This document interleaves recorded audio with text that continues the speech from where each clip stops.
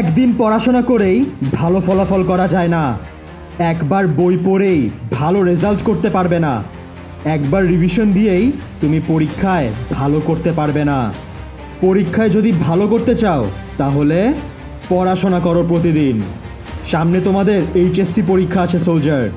এই পরীক্ষায় যদি ভালো করতে চাও তাহলে আজকে থেকে প্রতিদিন তোমাকে কঠোর পরিশ্রম করতে হবে।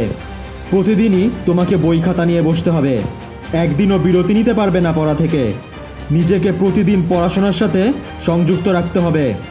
একদিন পড়াশোনা করেই তুমি ভালো রেজাল্ট করতে পারবে না। তোমার কাঙ্ক্ষিত জিপিএ 5 যদি পেতেই চাও তাহলে প্রতিদিন পড়াশোনা করো।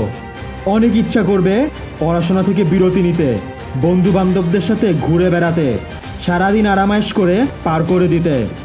কিন্তু একটা দিনও তুমি যদি নষ্ট করো সোলজার, তাহলে তোমার স্বপ্নের রেজাল্ট থেকে ছিটকে যাবে তুমি। প্রত্যেকটা সেকেন্ডের এখন ভয়ানক মূল্য। তাই তুমি এখন থেকেই তোমার প্রতিটা সেকেন্ড সঠিকভাবে ব্যবহার করো এবং সময় অপচয় করো না। এত কষ্টের পর তুমি অবশ্যই সফল হবে সোলজার। অবশ্যই তুমি তোমার কাঙ্ক্ষিত সাফল্য পেতে সক্ষম হবে। তাই পড়াশোনা করো প্রতিদিন, সাফল্য আসবেই।